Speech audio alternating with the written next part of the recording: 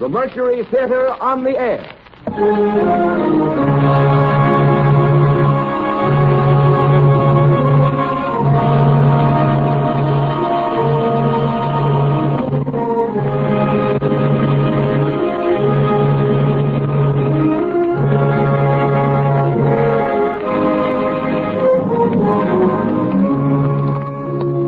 Columbia Broadcasting System welcomes you to the 14th program in its weekly series featuring Orson Welles and the Mercury Theater on the Air. Tonight, this brilliant Broadway company turned from their cycle of dramatized literary classics to relive for us a stirring adventure of recent history. It is Orson Welles' own adaptation of Hell on Ice by Commander Edward Ellsberg, the gripping story of a disastrous early expedition to the North Pole. My name is Melville. As retired chief engineer of our Navy, a fair share of honors come my way. The engines and boilers which filled the Oregon 12,000 miles under forced draft to take her place in the battle line at San Diego were my creation. Since then, I've designed the engines for half the warships that show the American flag. But now, as I look back over my life, I can only humbly hope that the name of George Melville may be a little remembered as one who served under Captain DeLong on the last voyage of the steamship Jeanette. I still read and reread my log of that trip, though the ink's been dry near 30 years. Here's the first entry. July 8th, 1879. 3:40 p.m. Pacific Time. Jeanette weighed anchor. Destination, the North Pole. Already below. Already below, Captain DeLong. What do you got? Ready, Chief? Ready, Captain. Have steam in the harbor. Yes, sir. The Navy had done a thorough job on the Jeanette. They built an extra sheeting around a hull of 6-inch Oregon pine, belted down with iron straps and a truss of massive beams across her blockheads. I remember noticing as soon as we were underway, Jeanette wallowed a bit in the waves instead of knifing them clean. But she was a small ship, 420-ton in displacement, 142 foot long, 25 feet in beam, and grossly overloaded with 3 years' provisions and bunkers full of coal. Remember the first roll call on deck. Bill Melville. Yes, sir? Little Chip. Yes, sir. Chip, second in command. 15 years at the China station. A small man with a beard like General Grant. Little Denenauer. Yes, sir. Denenauer, our navigator. 29 years old. Heavy built. No previous Arctic experience, but served to navigate the fleet around the globe. Dr. Ambler. Yes, sir. Ambler, small but sturdy. High-ranking surgeon. Collins. Here. Jerome Collins, a Herald reporter sent by Bennett for his own reasons as a meteorologist. One of our 2 civilians technically listed as seaman, but quartered with the officers. The other was Newcomb, a scientist, a nervous, testy little fella. Mr. Newcomb. Yes, sir. Forward, a crew of 23 all-Navy men, hand-picked. 1 Chinese cook. We steamed out the Golden Gate. The cheering crowds were black on Telegraph Hill.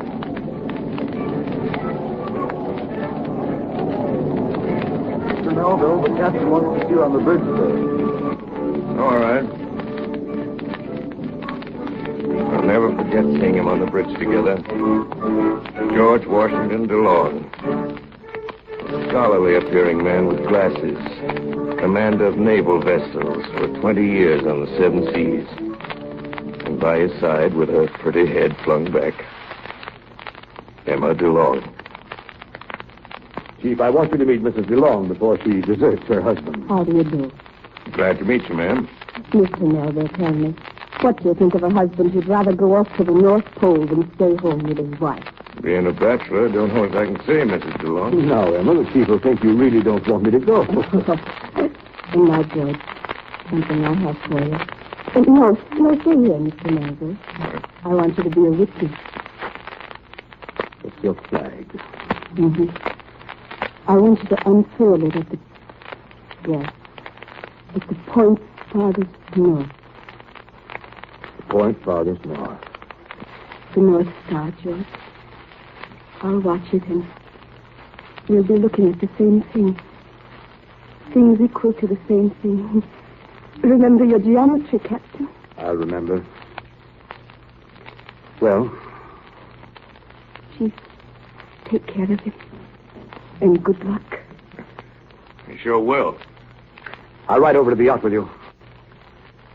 For a few brief minutes, the Jeanette rolled in the swells while our starboard whaleboat was man-lowered and shoved off, carrying towards a lone yacht which now lay off to our quarter, Emma DeLong and her husband.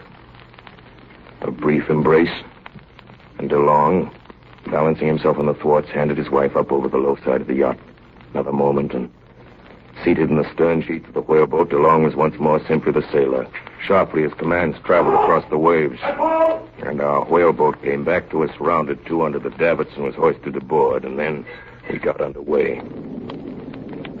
For a few minutes, with strained eyes, I watched a white handkerchief fluttering across the water at us, and it faded in the distance. Our passage to Alaska, there's not much in my journal. August 2nd, with the aid of a towhook, baited with salt pork, our scientist Newcomb bagged an albatross. Crew none too pleased. The ancient superstitions of the sea persist even to the day of steamships. August 14th. Course set north by northwest, through Bering Straits and into the Arctic Sea, and off the coast of Alaska toward Wrangel Island. September 2nd. Stray ice drifts sighted 2 miles to port. September 4th. Ice floes increasing. Surprising for this time of year. September 6th. Ice! Ice hole! Ice hole! Captain! Erickson, where is it? It is ahead, Captain, and on the way the bow. Mr. Chip, ice ahead. Ice? Bring her hard to lead. Every man to his station. Hard to lead. Every man to his station. Bring her fast, Chip. We're closing fast. No use, sir. She won't clear it. Ice 200 feet ahead. Ice to starboard.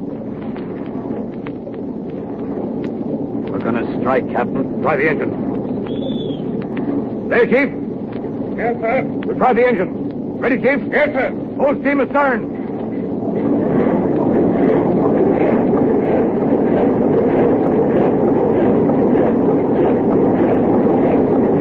No use, Captain.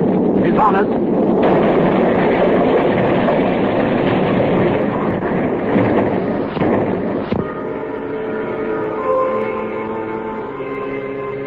Well, we struck that ice pack head on. Lucky for us, that 19-inch planking of the floe would have stove us in. As far as we could see, the pack was unbroken. Except in back of us, a narrow lane of open sea.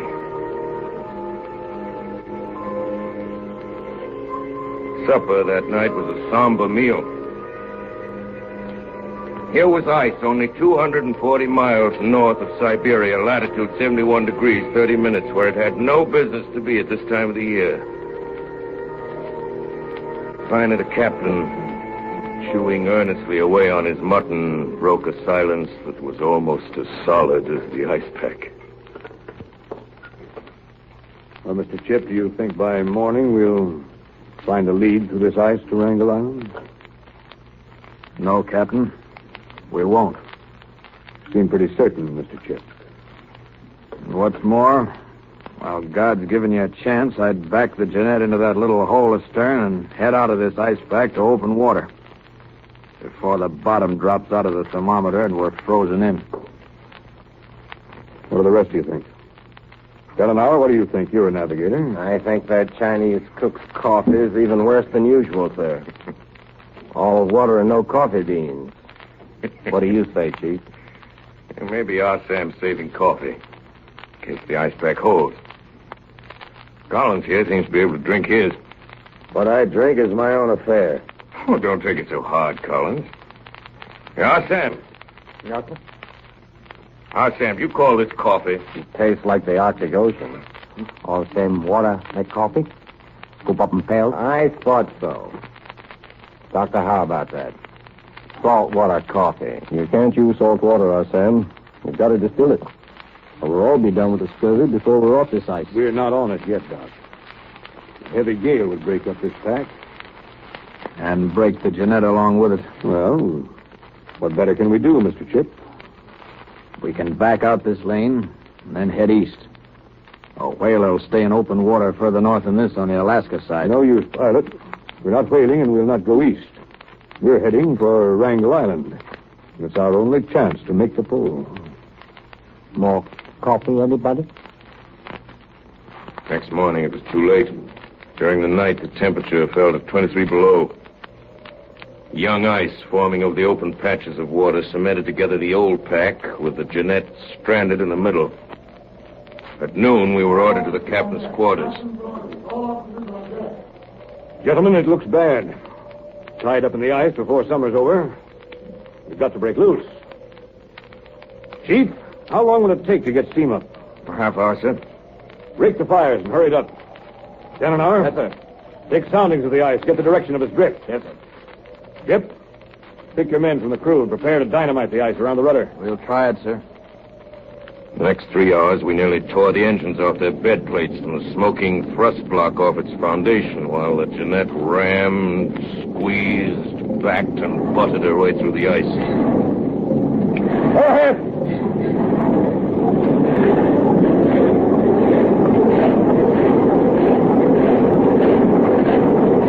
Full astern.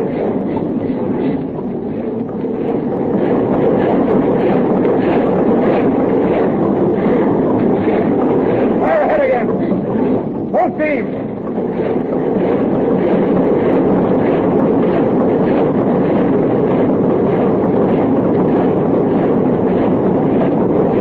No use, Chief. Taking a terrific beating, we can't pass over. What a steam! I suppose it's bank fires down St. Paul, eh, brother? No, Chief, we won't bank this time. Let your fires die out. Save every pound of coal you can. If a chance comes to move, I'll give you ample time to get up steam. That night, the temperature dropped again. I have before me Chip's entry, which I copied in my journal. September 6, 1879. Temperature 17 degrees. Ice frozen 3 to 7 feet. Drift south by southeast. Starboard list of 9 degrees. Next day, with broken ice piling up all along our side, the captain gave the order to unship the rudder. So the end of the first week found us a rudderless ship, drifting with the ice pack. All chance of exploration gone. Stopped at latitude 71 degrees north, which had been reached in these same waters 20 years before by an ordinary sailing ship. Next day, we let the dogs loose on the ice. Late that afternoon, a bear was sighted. Ninderman, Collins, and Dan and I set off across the ice in pursuit. And an hour later, the captain came up on deck. Have Ninderman muster the crew, Mr. Chip. Ninderman, sir? Well, yes, of course. He has the watch now. Sorry, Captain, but Ninderman's chasing a bear. Must be over a mile away by now. Ninderman gone? Who gave him permission to leave? Was it Dannenhauer? Tell Mr. Dannenhauer I want to see him right away. Dan's gone too, sir. He followed Ninderman after the bear. Who'd they leave in charge on deck? I don't know, Captain. Well, this won't do. Even if we are on the ice, I can't have my crew disappearing from the ship whenever they see fit. That evening, I happened to be in the cabin with Collins. Evening, Mr. Melba. Oh, Sam? Mr. Collins, note from Captain. All right, Sam. I said all right. Yes, sir. Very well, Mr. Collins. Well, I wonder what's on His Majesty's mind tonight. Hereafter, no one will leave the ship without my permission except in an emergency. A bear is not an emergency. Please initial this and return. George DeLong, Captain. There it is, Chief. I'm trapped. What? I'm a newspaper man, not a sailor. Back in the States, my brother warned me I shouldn't ship on this cruise as a seaman. Like a fool, I didn't believe him. Now it's happened. And I'm trapped. What's ailing you, Collins? We're all trapped in the ice. You're no worse off than the rest of us. No, it's not the ice, Chief. The captain. You're all right. You're an officer. But I'm signed up as a seaman. He's got me just where he wants me. Ah, don't be a fool, Cop. Don't you live in the cabin, mess with the officers, muster with the officers? What more do you want? Some gold lace on your sleeves? But look at this order. And delivered by a Chinese cook. That order hits me and every other man on board as much as it does you. That order's aimed at me. But he can't persecute me. I'll show him. I'm covering this expedition for my paper.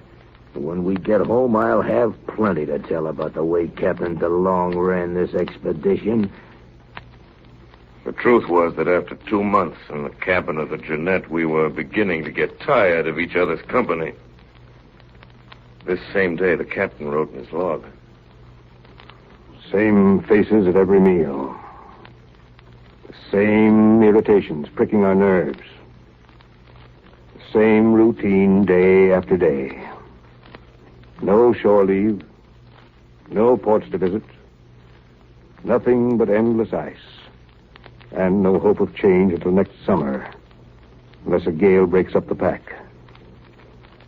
Drifting willy-nilly 1,000 miles from that pole, which in a blaze of publicity we had set out to conquer.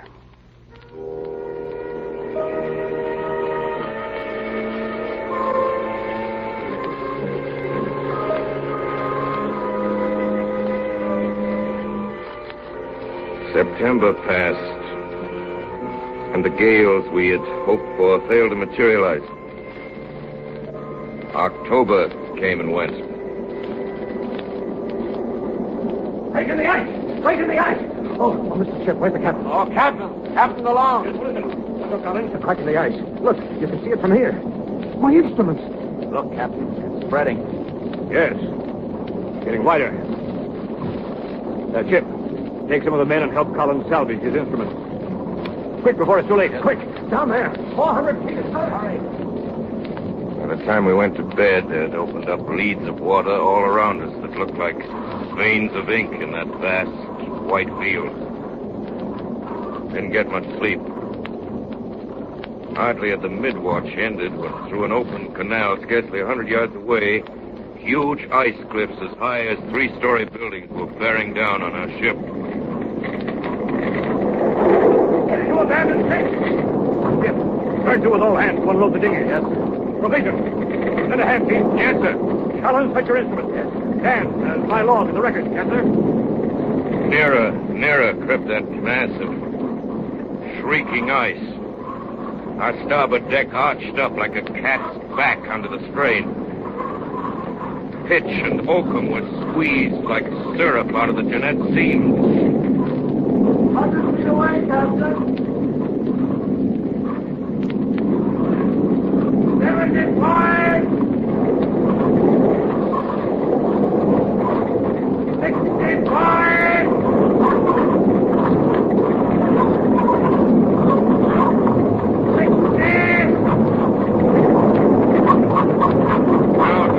50 feet away from us.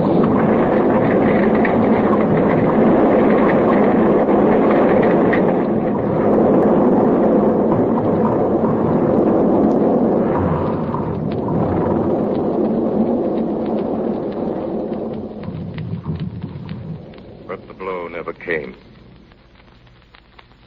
That ice cliff turned on its flank and knifed its jagged path off our starboard side. The floe relaxed its grip, and by morning the deck had straightened under our feet.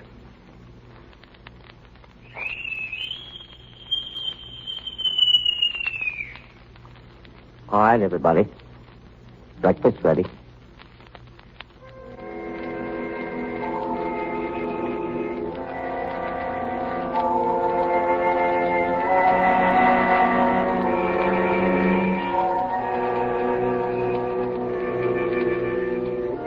And then began our unchanging round of dreary days.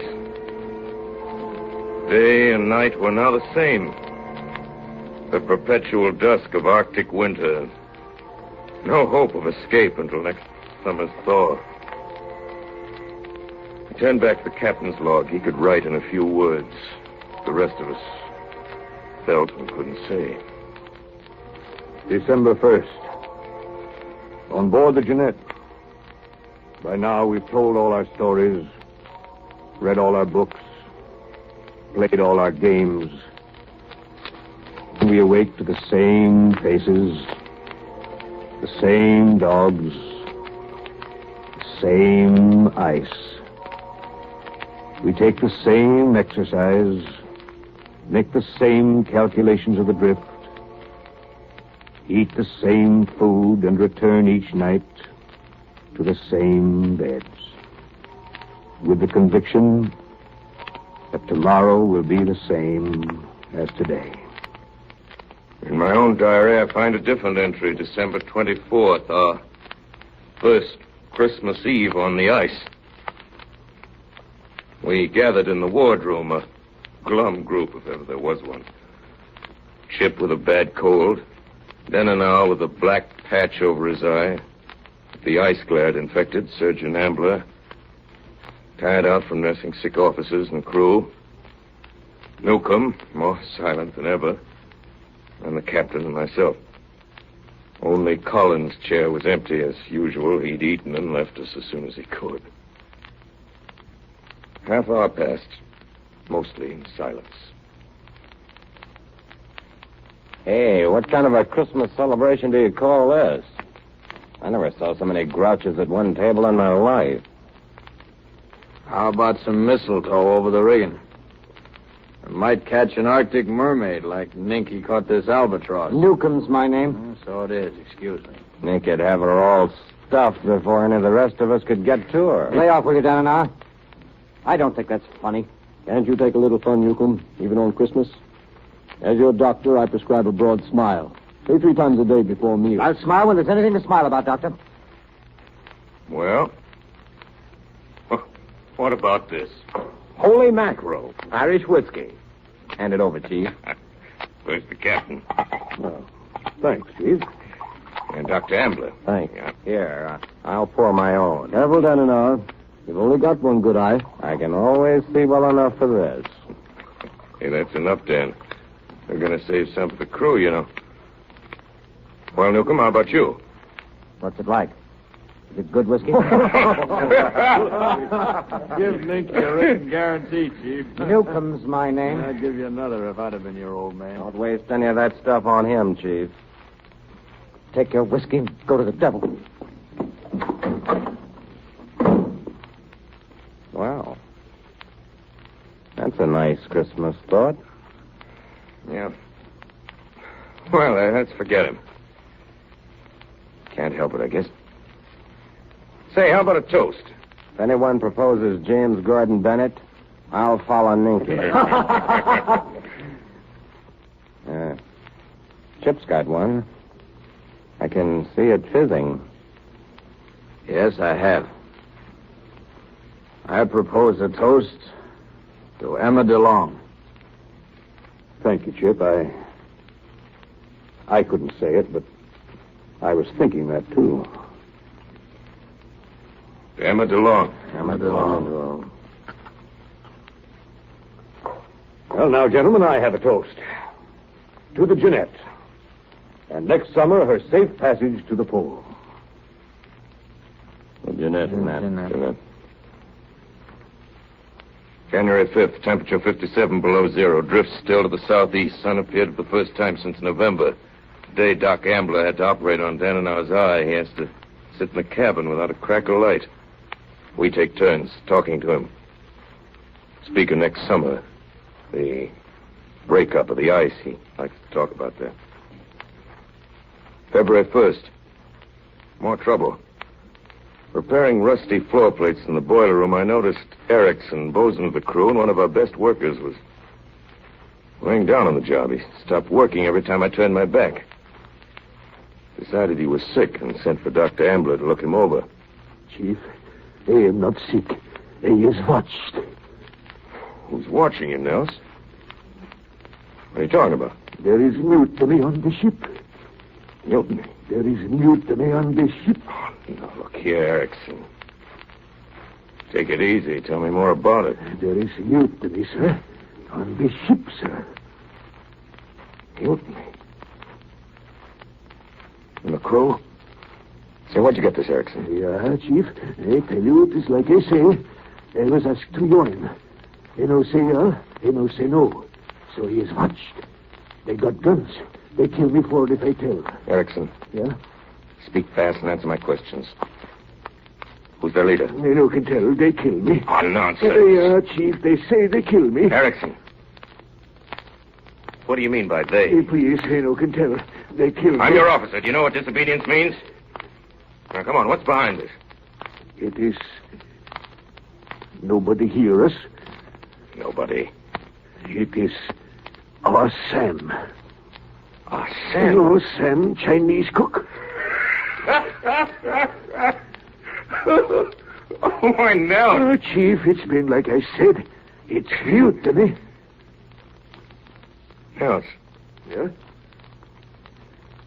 Nels, look here. Yeah. No. Now, look at me. Yeah. Right in my eyes, Nels. Yeah. Follow my fingers. I move it. Your finger? Yes. Yeah. Here. Now, over here. Yeah. Nels. Yeah.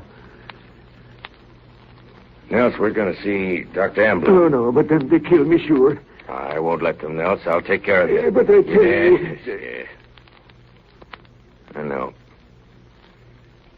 I know. Take my hand, Nels. That's it. Yeah. That's a good fellow. Now, come along.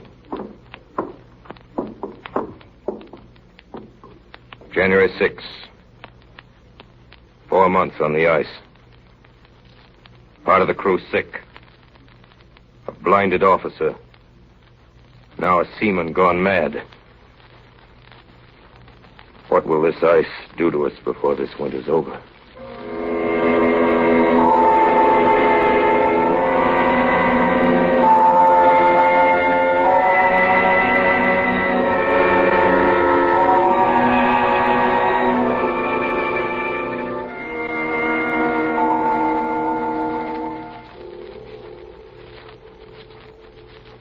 You are listening to a CBS presentation of Orson Welles and the Mercury Theater on the Air in an original adaptation of Hell on Ice by Commander Edward Ellsberg. We pause a moment for station identification. This is the Columbia Broadcasting System.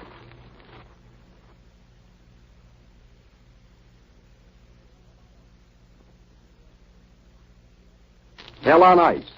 Commander Ellsberg's account of the disastrous polar expedition of the Jeannette, relived by Orson Welles and the Mercury Theater on the Air. On February 25th, after 6 months in the ice, the Jeannette's position was 74 degrees 11 minutes north. We were still drifting, waiting for the thaw to free us. March 5th, first glimpse of sunshine. 3 minutes of bleak twilight, then darkness again. March 30th, temperature rising. Noon reading 5 above zero. Ice still 14 feet thick.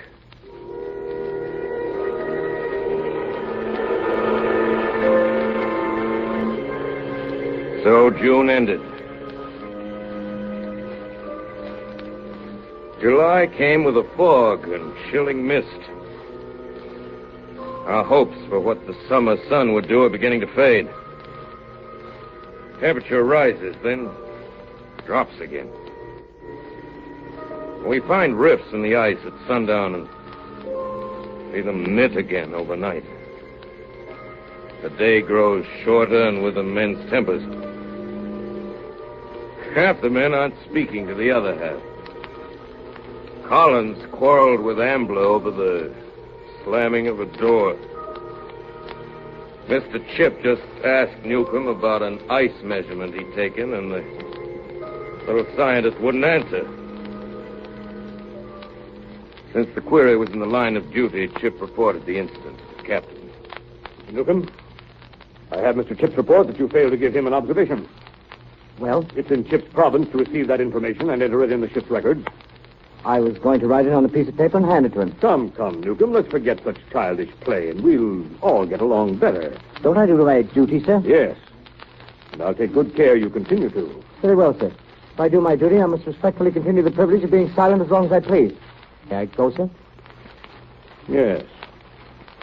You may go. The captain's entry on the anniversary of the day we first froze in states what all of us knew and none dared say. September 6th. Another winter on the ice. The crew look at me with a mute appeal that's pitiful to see. I know what they're wondering. Will it be another winter? Another year? Or will it be forever? But none of us talk about that. We keep it our routine as if our lives depended on it. October 10th. Collins took his time about making his observations today. He didn't report on the ice till 20 past 12. When he finally came out, the captain was waiting for him. Well, Collins, has it required all this time to log your noon observations? I hardly know the meaning of your question, Captain DeLong. Seems to me my words are plain enough, Mr. Collins. Well, perhaps I might have done it quicker, but I didn't know my minutes were being counted for me. I've issued an order for an hour's exercise.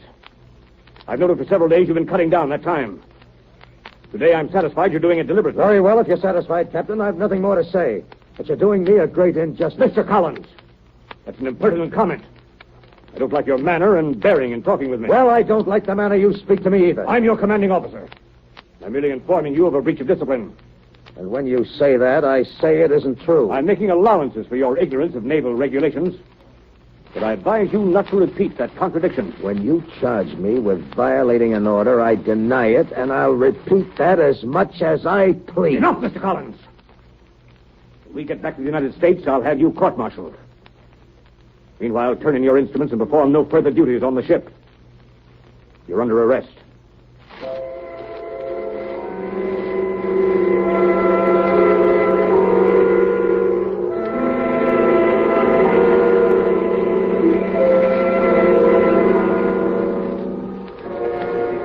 That second winter, the temperature reached 59 below. Scurvy set in. 8 men down with frostbite.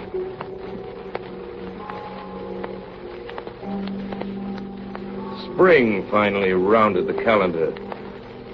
You can call it spring at 10 degrees below zero in a frozen pack. In May, we saw the sun again. June 10th. My watch, 9 p.m. till midnight. 11 p.m. Disturbed by heavy shocks drumming against our hollow hull. Those words were all I had time to write.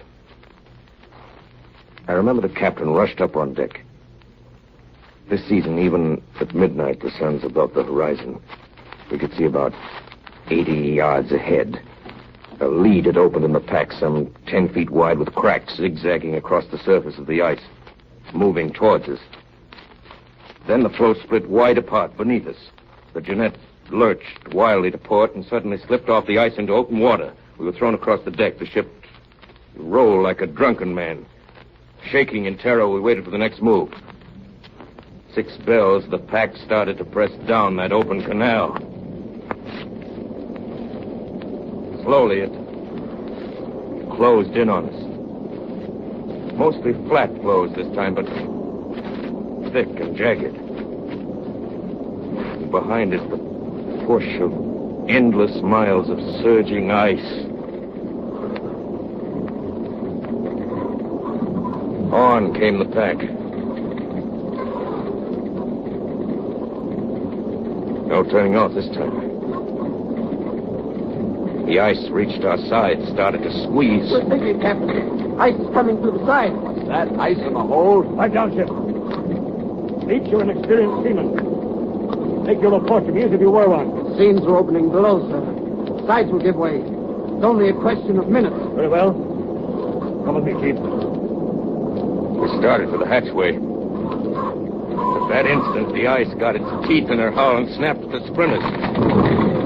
All hands! Hey, we'll abandon ship! Ship, lower boat. Yes, sir. Erickson, and the David. Quartermaster, Lee. Yes, sir. Unload provision. All you can save. I'll check them at the rail. Yes, sir. Chief, my instruments. I'll get them, sir. Come on, Lee. I need all the engine crew. Sledges, Cole. Lower them fast. Yes, sir. I'll check provisions. Pemmican, 3 barrels. Toss it over the starboard side. Watch out below. What's the mist, Chip? Yes, 30 degrees. Watch your footing, man. Careful there with Gannenhauer. See he doesn't call, Doc. Here, Chip. Lower into the boat. And keep your eyes closed. Here, Iverson, you too. Hold on. Newcomb! What are you doing with those stuffed birds? I've only brought some of them. Lower away, boys. Over the side. She's filling fast, skipper. Better jump for it, hadn't we? Abandon ship, men! Over the side! Over the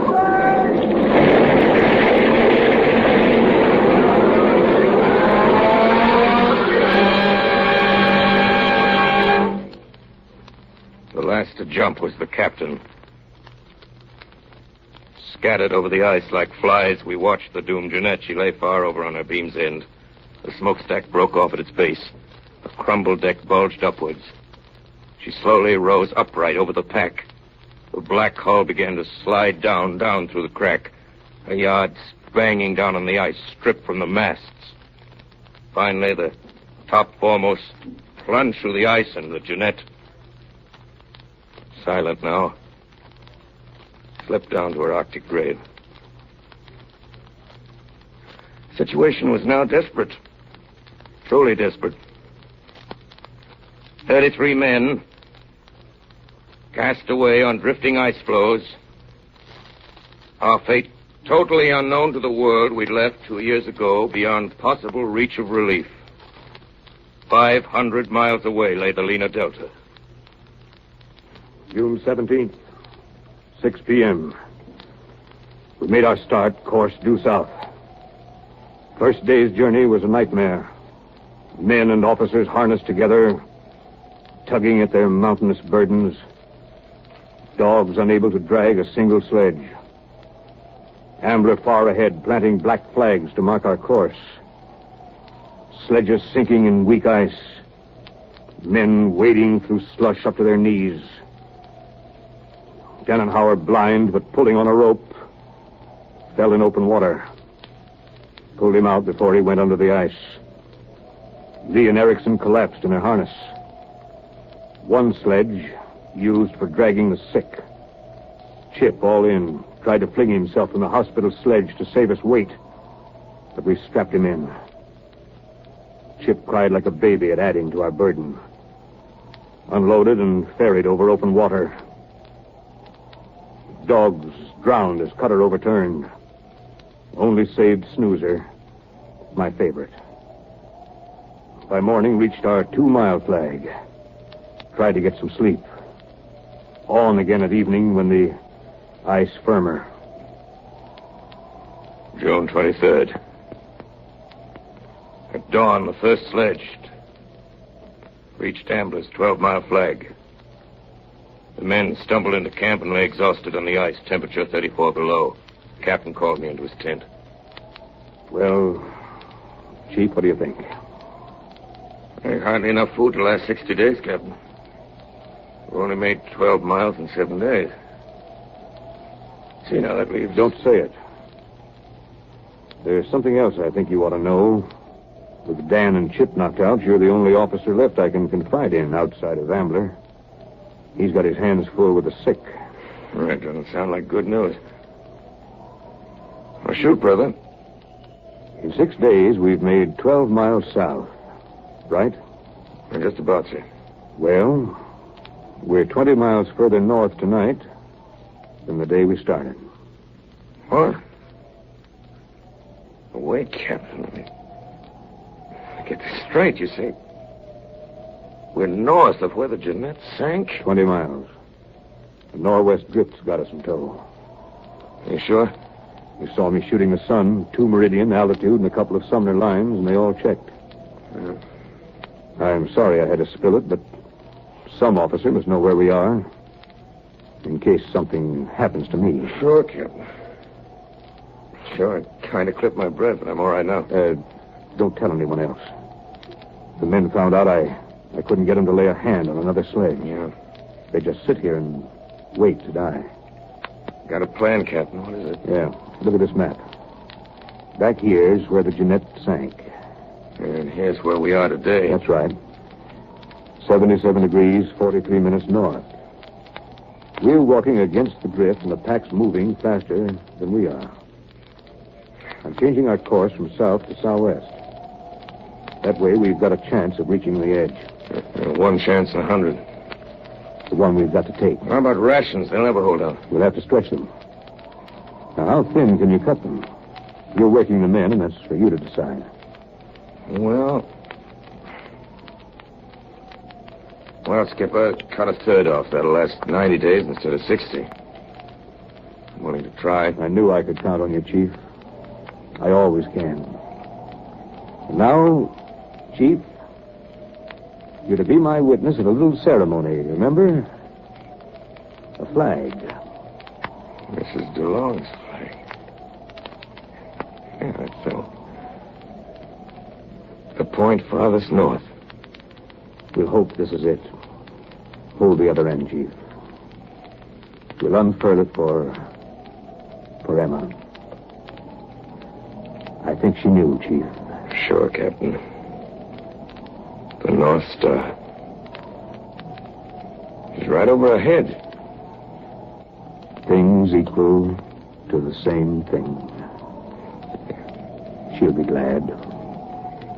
Now, let's fold it up now so nobody will know that we had it out. Else they might guess the reason. Got any tobacco left, Captain? I can stand a pipe full. I don't feel like supper. Or is it breakfast? Hand your pipe over. I'll fill it up. Thanks, brother. Chief, this is a grand country to learn patience in.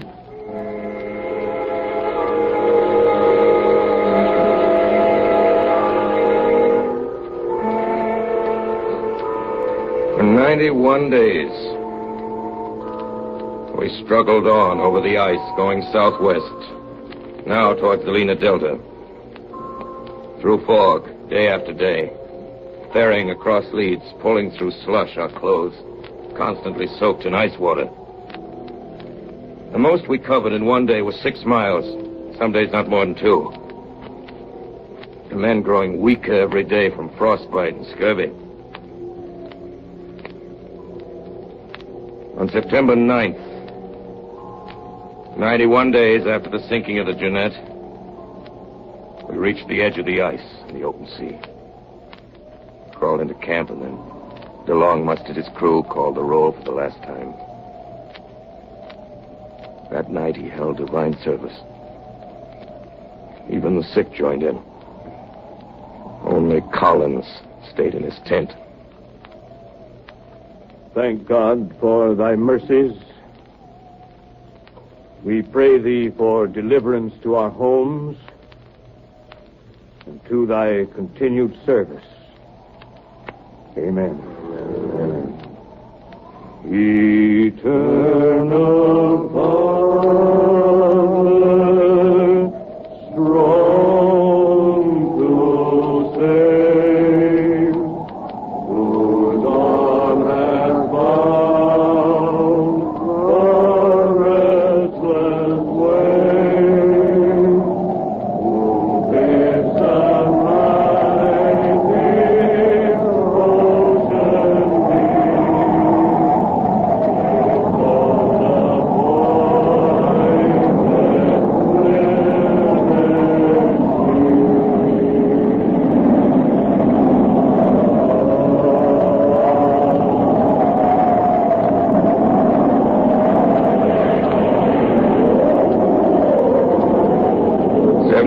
On the morning of September 12th, we shoved off for Cape Borkin on the Lena Delta.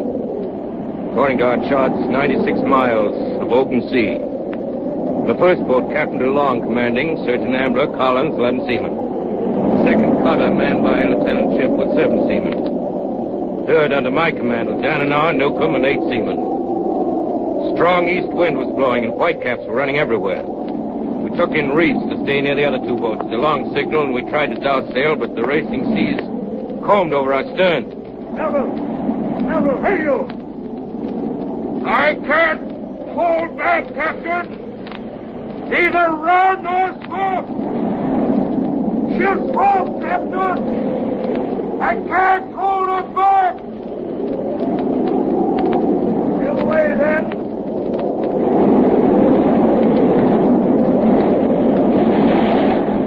By evening, the sea was running mountainous. Our little boat rose dizzily to every crest, and plunged down in the trough as the wave rolled by. The other boats were falling behind. I glanced back at Chip, 1,000 yards to windward. As I looked, an immense sea swept over his boat, and she broached, lying helplessly broadside to the gale. No boat ever beat a mile dead to windward against such waves. Long before we could even get our boat into the wind on the first tack, the icy waters had ended the agony of Chip and his men. Way astern was the captain's cutter. As night fell, that too faded from sight, and we were left alone. 11 frozen men in a tiny whaleboat. In utter blackness. By morning, the ocean calmed, and in the gray light we saw land less than a mile away and smoke rising. But there was no sign of the captain's boat. The story of the last days of Captain DeLong and his men was pieced together many months later from the captain's diary and the ship's papers that were found in his camp. 135th day, around October 1st. This morning reached Lena Delta. Boat overturned in shallows. All stores lost. Only chance is to make Kumak Cirque, 95 miles south by my chart. Doctor says some of the men can't walk even a mile. They'll have to.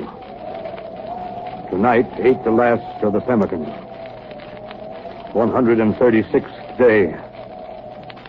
Erickson dropped in his tracks. Both feet frozen. Flesh falling off in his boots. We cut him some crutches out of driftwood. Let me stay, Captain. Don't move me. My legs is killing me. Oh, crutches no use. They won't only die quick. Get up, Erickson. You think I'm going to leave you? Up or I'll carry you. Oh, please, Captain. Up, I tell you. We're going on. 137th day. This morning, an ambler shot a reindeer. Men too famished to wait for fire ate the beast raw. Gave the bone to Snoozer. 138th day. Trapped by open water. Have to cross. We try to build raft. The men are broken. Can scarcely lift planks. I drive them hard. What's the matter, Leach? Lashings are loose. There ain't enough logs to float it. Then haul the lashings tighter. Your ship's carpenter. I hauled it as tight as I could. Do as I say. Stop talking back. You won't even let us die in peace. You're not human. Leach, another word out of you, and I'll have you court-martialed. You hear me? Yes, sir. 139th day. Raft completed. Crossed water. Found a deserted fishing hut other side of the bay. Put up overnight. A raging blizzard outside. At midnight, Erickson died. Sea burial. Fired a volley with our last rifle. 144th day. About the 9th of October. Today sent Nindeman and Noros, the two strongest men left, toward Kumak Cirque. They may get through and send help. Today, killed my dog, Snoozer, for food. Dog never whimpered. Too far gone. Men weakening fast. 145th day. Collected driftwood. Built fire. We wait here, hoping. All hands feeble, but cheerful. God help us. 147th day. Still no game. One spoonful of glycerin for food. After supper, all united in saying Lord's Prayer. 152nd day. Alexei dying. Doctor baptized him. Mr. Collins' birthday. 40 years old. Food, willow tea, and 2 old boots. 153rd day. Calm. Mild. Snow falling. About sunset, Alexei died.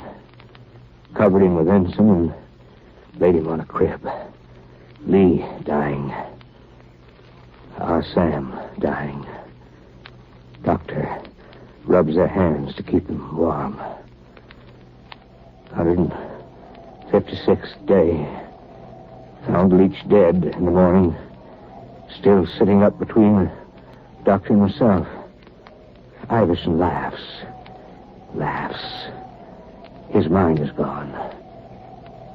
Too weak to carry the body out on the ice.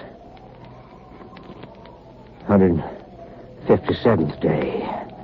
Near the end of October. Very little hope. Said part of the divine service. At sunset, our Sam died. He still leans over his kettle. We can't move him. 160th day.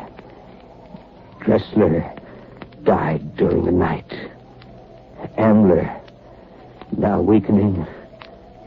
God, help us.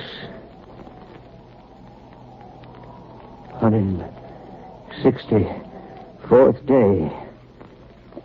Iverson's laughing stops. Ambler crawls over to him. Feels his pulse. Dead. 167th day. Mr. Collins dying.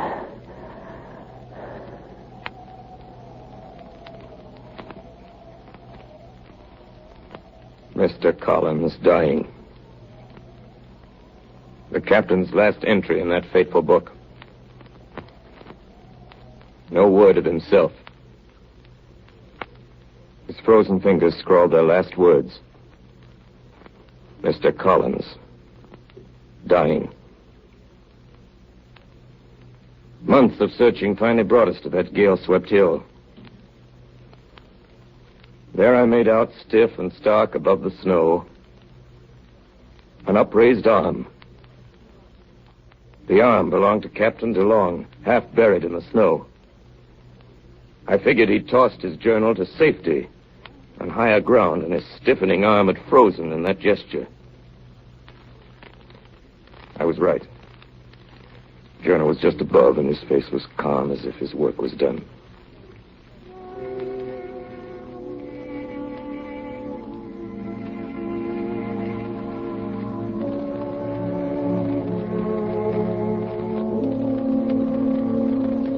Atop a rocky promontory, looking to the north, towering 400 feet above the great bay of the Lena Delta and far beyond the reach of any possible flood, I prepared for my captain and his crew their final resting place.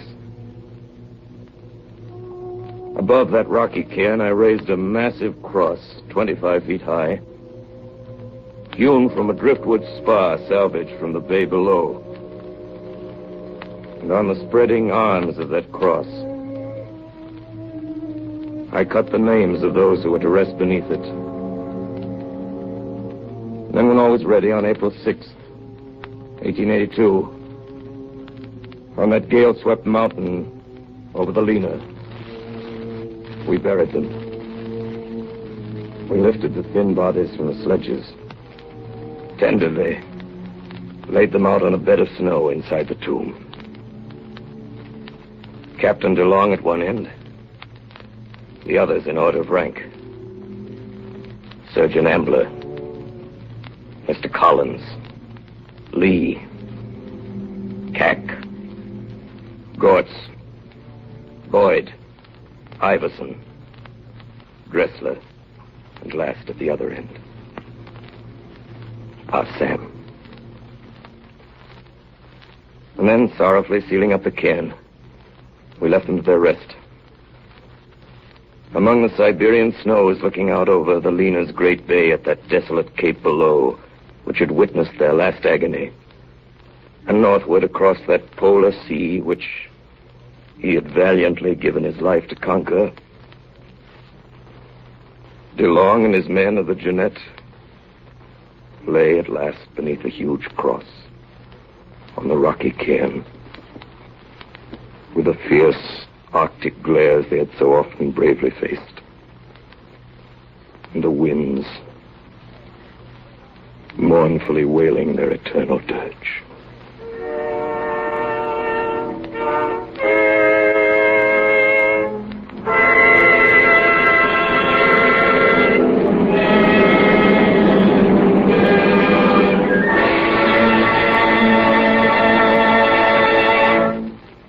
Tonight, the Columbia Broadcasting System has brought to its coast-to-coast audience a reenactment of the early expedition to the North Pole as dramatized by Orson Welles and the Mercury Theater on the Air. The play was adapted from Commander Edward Ellsberg's historical account of the saga of the Jeannette, as told in his book, Hell on Ice. This was the 14th consecutive broadcast in the weekly CBS series featuring Broadway's newest and most widely acclaimed theatrical producing company on the air. Orson Welles adapted the story for radio and directed the entire production. In the cast tonight were Thelma Schnee as Emma DeLong, Clayton Collier as Lieutenant Chip, Joseph Cotton as Lieutenant Dannenauer, William Allen as Dr. Ambler, Frank Reddick as R. Sam, Howard Smith as Collins, Al Swenson as Erickson, Ray Collins as Captain DeLong, and Orson Welles as Lieutenant Melville. The original music was composed and conducted by Bernard Herrmann, and Davidson Taylor supervised the production for CBS. This is Dan Seymour speaking.